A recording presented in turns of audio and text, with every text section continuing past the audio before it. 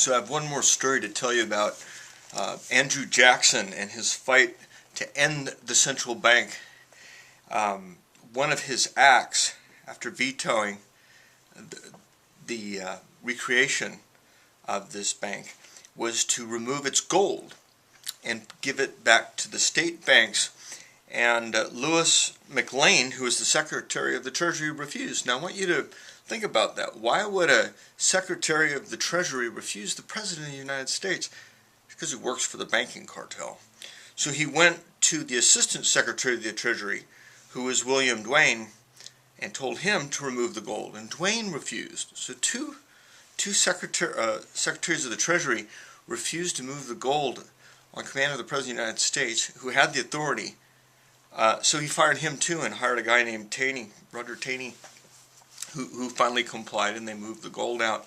But here's the response to the head of the Federal Reserve, the central bank at that time, what we now call Federal Reserve.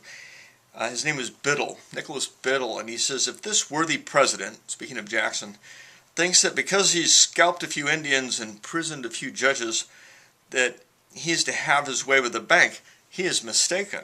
And he goes on to say what he's going to do. It's important you hear this. You're going to hear this a lot in these lectures. So the banker's he's threatening, saying nothing but widespread suffering will produce any effect on Congress. So he's saying our sole safety, the bank's safety, is in pursuing a steady course of firm restriction. And I have no doubt that such a course will ultimately lead to the restoration of the currency and the recharge of the bank. That firm restriction was how they were going to make us suffer. That's what's happening right now. And that's what every American needs to understand, is the banks are creating the situation we're in to gain more and more control over our government.